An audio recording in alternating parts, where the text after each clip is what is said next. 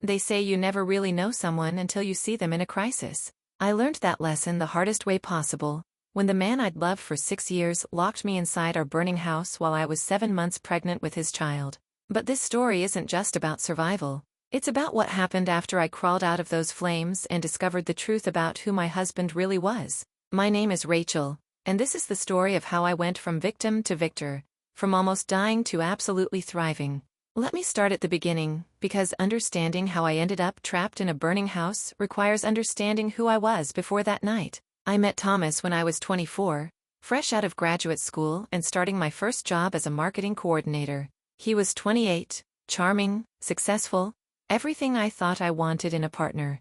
Thomas worked in finance, one of those jobs where he wore expensive suits and talked about deals and portfolios. He had this confidence that I found attractive at the time, though looking back, I realize it was closer to arrogance. But when you're 24 and someone like that pays attention to you, you don't always see the red flags. We got married after dating for 2 years. The wedding was beautiful, everything I dreamed about. Thomas's family was wealthy, and they spared no expense. My parents, who were middle class and practical, seemed overwhelmed by the extravagance, but I was too caught up in the romance to notice their concerns. The first year of marriage was good. We traveled, went to expensive restaurants, lived in a beautiful condo that Thomas's family had helped us purchase. I was building my career, and Thomas was climbing the corporate ladder. From the outside, we looked perfect. But cracks started showing in year 2. Thomas became more controlling about money. He wanted to manage all our finances, said it made sense since he worked in finance. I agreed, thinking it was reasonable. That was my first mistake. He started questioning my spending, making comments about my purchases, suggesting I didn't need certain things. At first, it felt like helpful budgeting advice. Gradually, it became suffocating control. By year 3, I had limited access to our joint accounts. Thomas gave me an allowance, claimed it was better for our financial planning. I had to ask permission for purchases over $100. When I objected, he'd make me feel foolish, like I didn't understand money the way he did. Then I got pregnant. We'd been trying for a year, and I was overjoyed when the test came back positive. Thomas seemed happy too, at least at first. He talked about being a father, about the family we'd built together. But something changed around my 4th month. Thomas became distant, working later hours, traveling more for business. When I asked about it, he said he was securing our financial future, making sure we'd be stable with a baby coming. I believed him because I wanted to believe him. Because the alternative, that something else was going on, was too painful to consider. Looking back now, I can see all the signs I missed. The way he'd step outside to take phone calls, the cologne that wasn't his usual scent, the unexplained charges on credit card statements I wasn't supposed to see but occasionally glimpsed. I was 7 months pregnant when everything fell apart. It was a Friday evening in October. Thomas came home from work earlier than usual, which surprised me. I was in the kitchen making dinner, trying to manage my energy levels at that stage of pregnancy. "Rachel, we need to talk," he said, and something in his tone made my blood run cold. "Is everything okay? Is it the baby?" "The baby's fine. But we have a problem," he explained in this cold, detached voice, that he'd made some poor investment decisions. Money from our accounts, money from his family's trust, significant amounts were gone. He was facing potential fraud charges, possible jail time. "Thomas, what did you do?" "I tried to make some fast returns, investments that didn't pan out. It spiraled. Now I'm in serious trouble." I felt the room spinning. "How much money are we talking about?" "Close to $2 million. Most of it was family money." $2 million. I couldn't even process that amount. "We had to fix this," I told him. "We'd get a lawyer, figure something out, face it together." That's when he said the words that should have warned me about what was coming. "I'm not going to prison, Rachel. I have a plan." His plan, he explained, involved leaving the country. He had contacts in Southeast Asia, places without extradition treaties. He'd been moving money to offshore accounts, preparing an exit strategy. "We can leave in a few days," he said. "Pack light, just essentials. We'll start over somewhere new." I stared at him, one hand on my pregnant belly. "Thomas, I'm 7 months pregnant. I can't just flee the country. And this is insane. You need to face what you did." "Face what I did?" "Rachel, you don't understand. If I stay, I lose everything. We lose everything." We've already lost everything if you've stolen $2 million. His expression hardened. I didn't steal anything. I made investment decisions that didn't work out. We argued for hours. I refused to run. I told him I'd support him through legal proceedings, but I wouldn't help him escape justice. That's when everything changed. Thomas left the house around 8 that evening, said he needed to clear his head. I was exhausted from the argument and the pregnancy, so I went upstairs to bed early. I must have fallen asleep around 9. I woke up to the smell of smoke around 11:30. At first, I thought I was dreaming. Then I heard the crackling sound, saw the orange glow under the bedroom door. Fire. I jumped out of bed, or tried to. At 7 months pregnant, jumping was more like rolling and struggling to my feet. The smoke was getting thicker. I grabbed my phone from the nightstand and tried the bedroom door. It was locked.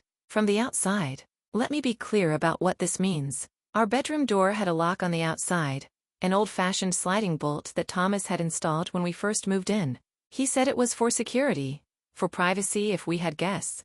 I'd thought it was odd but hadn't questioned it. Now that bolt was engaged, and I was trapped in a bedroom filling with smoke. I pounded on the door, screaming for Thomas. No response. I tried calling him. The phone rang and rang, eventually going to voicemail.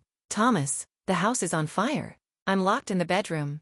Please, help me. The smoke was getting worse. I could hear the fire getting louder, closer. I ran to the window. We were on the second floor, about 15 feet up. Below was our concrete driveway. Jumping meant potentially killing myself and my baby. Staying meant definitely dying in the fire. I tried the window. It was one of those older-style double-hung windows, and it was stuck. I pulled with everything I had, my pregnant belly making it hard to get leverage. The smoke was making it difficult to breathe. Finally, the window jerked open. Fresh air rushed in, beautiful and cold, but I was still 15 feet up with nowhere to go. That's when I remembered the emergency ladder. Thomas had bought it years ago, one of those rope ladders that hooks onto windowsills for fire escape. He'd stored it in the closet, joked about hoping we'd never need it. I stumbled to the closet through the smoke, found the ladder, and dragged it to the window. My hands were shaking so badly I could barely hook it onto the sill. The smoke was so thick now I couldn't see across the room.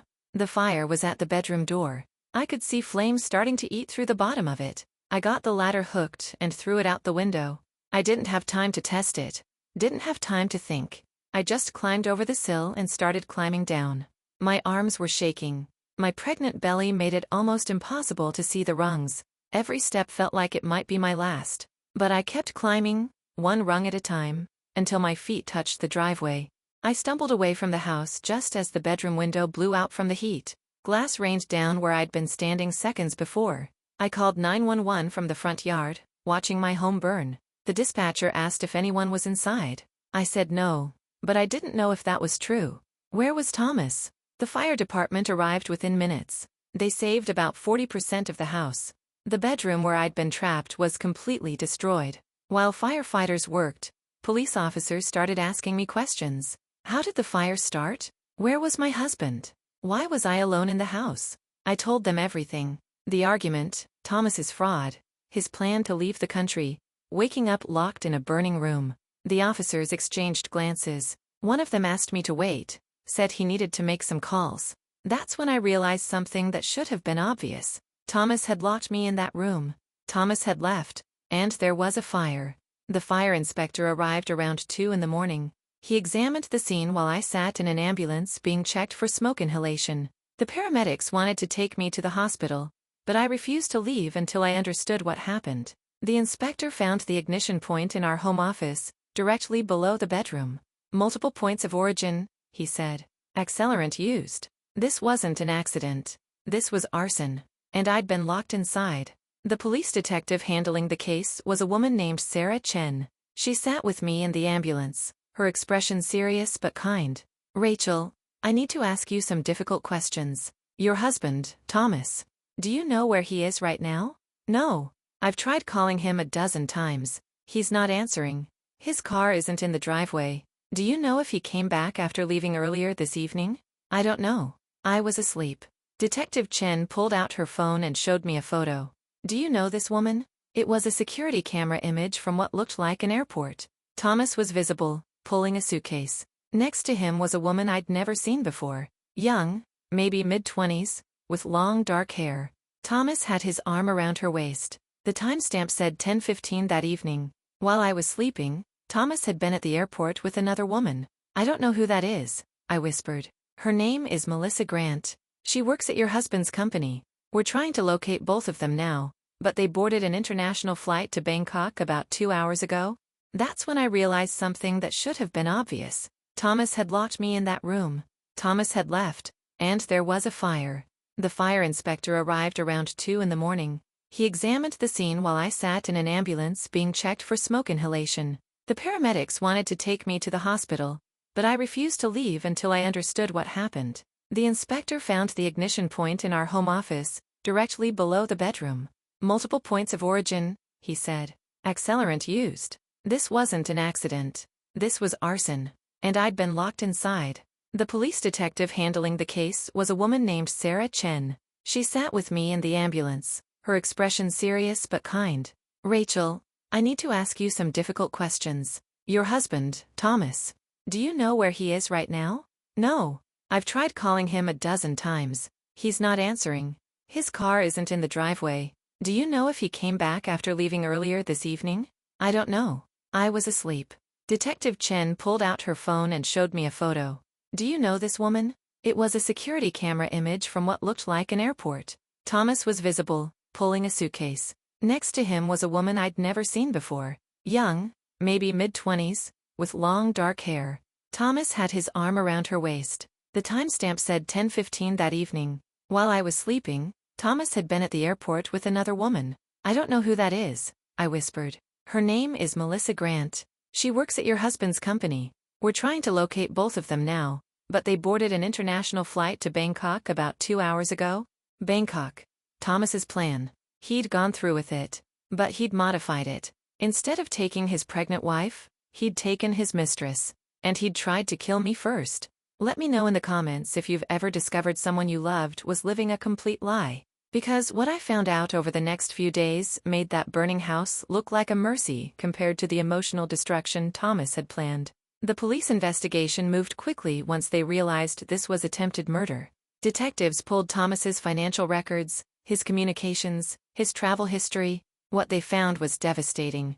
Thomas had been planning to disappear for at least 6 months. He'd been moving money to offshore accounts systematically, buying fake identity documents, researching countries without extradition treaties. And Melissa Grant wasn't just his mistress. She was his accomplice. Melissa worked in Thomas's department, handling international transfers. Together, they'd embezzled the money from his family's accounts and the company. The investment losses Thomas described weren't real. It was systematic theft disguised as failed trades. But here's the part that destroyed me. Thomas had taken out a $3 million life insurance policy on me 6 months earlier, right after I told him I was pregnant. If I'd died in that fire, he would have escaped to Thailand with his mistress and eventually collected $3 million once the death was ruled accidental. I was a financial asset to be liquidated. That's all our marriage had become. That's all I'd ever been to him, apparently. Detective Chen showed me text messages between Thomas and Melissa that police had recovered. Messages where they discussed me, our marriage, their plans. In one exchange, Melissa asked if Thomas felt bad about what they were planning. His response was, "She's just collateral damage. Besides, with the insurance money, we can really start fresh." Collateral damage. His pregnant wife. The hospital kept me for 3 days for observation. Smoke inhalation, shock, stress on the pregnancy. Doctors monitored the baby constantly, worried about the trauma's effects. My parents flew in from across the country. My mother cried when she saw me, held me like I was a child again. My father looked 10 years older, rage and helplessness warring on his face. We never trusted him, my mother finally admitted. But you loved him, and we thought maybe we were wrong. You weren't wrong, I said. Thomas's family came too, his parents looking shell-shocked. They'd lost $2 million and discovered their son was a criminal. His mother apologized to me repeatedly, as if she were somehow responsible for who Thomas had become. We knew he could be selfish, she said. But this? We never imagined he was capable of this. The international manhunt for Thomas and Melissa made news. Their photos appeared on airport security alerts across Southeast Asia. Interpol got involved. The story hit national media, Ambitious executive attempts to murder pregnant wife for insurance money, flees country with mistress. I couldn't escape it. Every time I turned on the television or checked my phone, there was my story, my life, dissected by strangers. Some people expressed sympathy, others questioned why I hadn't seen the signs. A few suggested I was somehow complicit, that I must have known about the money laundering. Those comments hurt worse than the burns I'd gotten climbing down that ladder. Thomas and Melissa were caught 2 weeks later trying to board a boat from Thailand to Cambodia. Thai police arrested them based on the international warrant. Extradition proceedings began immediately. I was 8 months pregnant when Thomas was brought back to the United States in handcuffs. Cameras everywhere, reporters shouting questions. I wasn't there. I couldn't be. Seeing his face, even in photographs, made me physically ill. The charges were extensive: embezzlement, fraud, arson, attempted murder. The prosecutors told me Thomas was facing 40 to 50 years in prison. Melissa was facing similar charges as an accomplice. My lawyers started working on divorce papers immediately. In my state, you could expedite divorce proceedings in cases of attempted murder. Within a month, I was legally separated from Thomas, with divorce pending finalization after criminal proceedings. But legal separation didn't solve my practical problems. The house was destroyed.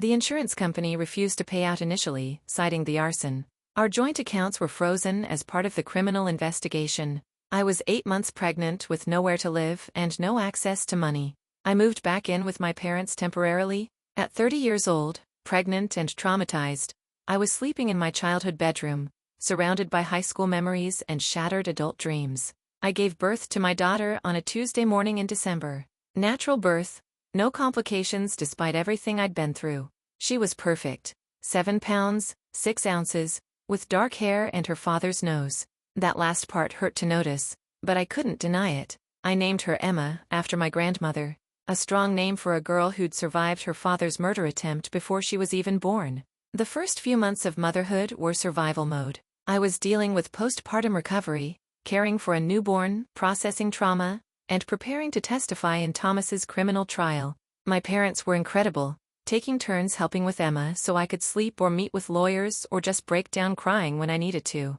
Thomas's trial started when Emma was 4 months old. The evidence was overwhelming. Security footage, financial records, text messages, the fire inspector's report proving arson. My testimony about being locked in that bedroom. Thomas's defense attorney tried to argue that the fire was accidental, that Thomas had panicked about his financial crimes and fled. But they couldn't explain the locked door. They couldn't explain the accelerant. They couldn't explain the life insurance policy. The jury deliberated for less than 3 hours. Guilty on all counts. Thomas was sentenced to 45 years in prison. Melissa got 30 years. The judge's comments during sentencing were scathing. He called it one of the most calculated, cold-blooded crimes he'd encountered in 30 years on the bench. I watched the sentencing on a live stream from my parents' house, Emma sleeping in my arms. I waited to feel satisfaction, vindication, something. Instead, I just felt empty. That man in the courtroom, in prison clothes and handcuffs, bore little resemblance to the person I'd married. Or maybe he did, and I'd just never seen it clearly before. After the trial, things got marginally easier. The insurance company paid out for the house fire after the criminal conviction proved I hadn't been involved in the arson. Thomas's family offered a settlement for the embezzled funds, worried I might sue them for damages. Between insurance, settlement, and my own savings that had been frozen during investigation, I found myself with enough money to start over. Not wealthy, but comfortable. Secure. I moved to a different city, somewhere Thomas had no connections. I wanted Emma to grow up away from the shadow of her father's crimes, away from the news stories and the whispers. I started therapy, real intensive therapy for trauma and PTSD. The nightmares were bad, triggered by smoke alarms or the smell of fire. I'd wake up screaming, thinking I was back in that locked room, and it would take my mother or father minutes to calm me down and remind me I was safe. Emma was too young to understand, but she'd cry when I had episodes. That motivated me more than anything to get better, to heal. I didn't want my daughter's childhood memories to be of her mother's trauma responses. Slowly, incrementally, I started rebuilding my life. I went back to work part-time, doing freelance marketing consulting from home. I made new friends through a mother's group, people who knew nothing about my past and only knew me as Rachel, Emma's mom. I bought a small house, nothing fancy but mine. A safe space with working smoke detectors on every floor and windows that opened easily. No locks on bedroom doors from the outside. Emma started walking at 11 months, talking at 13 months. Every milestone felt like a victory, proof that we were both surviving and thriving despite where we'd come from. Thomas wrote me letters from prison. I threw away the first dozen without opening them. But curiosity eventually got the better of me, and I opened one. It was full of apologies and excuses. He claimed he never meant to hurt me, that the fire was supposed to be small, just enough to fake an accident but not actually kill me. He said Melissa had manipulated him, convinced him to do things he never would have considered on his own. It was all lies, shifting blame, rewriting history. I burned that letter and never opened another one. When Emma turned 2, I made a decision. I wasn't going to hide our story anymore, not to protect Thomas or Melissa or anyone else. I started speaking publicly about domestic violence, about financial abuse, about the warning signs I'd missed. I worked with organizations helping abuse survivors, sharing my experience to help others recognize dangerous situations before they escalated to attempted murder. Some people criticized me for speaking out, said I was exploiting my trauma or seeking attention. But for every critic, there were 10 women who reached out to say my story had helped them recognize patterns in their own relationships, had given them courage to leave dangerous situations. That made everything worthwhile. My nightmare became something that could potentially save others from similar nightmares. Emma is 5 now. She's brilliant, funny, compassionate. She knows her daddy is away, that he made bad choices and hurt people. When she's older, I'll tell her the full story. But for now, she's just a kid worried about kindergarten and her favorite cartoons. I've dated occasionally over the past few years. Nothing serious. Trust doesn't come easily when someone you loved tried to burn you alive. But I'm open to the possibility of finding real love someday. The kind built on honesty instead of manipulation. I still have scars from that night. Physical ones on my hands from the rope ladder. Psychological ones that probably won't ever completely fade. Loud noises startle me. The smell of smoke sends me into panic mode. I compulsively check door locks and window latches, but I'm also stronger than I was before. I survived something that was meant to kill me. I rebuilt my life from ashes, literally and figuratively. I'm raising a beautiful daughter who will grow up knowing her mother is a survivor, not a victim. Sometimes I think about that night, about hanging from that rope ladder with flames behind me and concrete below. In that moment, I made a choice to save myself and my unborn child. I chose to fight instead of accepting the fate Thomas had planned for me. That choice changed everything. It determined the entire trajectory of my life and Emma's life. People ask me if I'm angry, if I hate Thomas for what he did. Honestly, I don't think about him enough to hate him. He's serving his sentence, and I'm living my life. That's all the revenge I need. The best revenge isn't making your enemy suffer. It's building a life so fulfilling that they become irrelevant to your happiness. Thomas tried to erase me, to turn me into a tragic headline and an insurance payout. Instead, I became the woman who climbed out of the fire he set and used those flames to light a completely different path. Emma just came in while I was recording this, asking if we can make cookies. So I'm going to go do that, spend time with my daughter, enjoy the life I chose to fight for. If you're watching this and you're in a dangerous relationship, please reach out for help. The warning signs are there, even when we don't want to see them. Financial control, isolation, sudden life insurance policies, escalating anger or desperation. Your life matters. Your story matters. And you deserve so much more than someone who sees you as collateral damage. Thank you for listening to my story. I hope it helps someone out there realize they're stronger than they know, that survival is possible even when someone you love wants you dead. Leave a comment sharing where you're watching from, and if this story resonated with you, consider sharing it with someone who might need to hear that survival is possible. That thriving after trauma is possible. I'm living proof.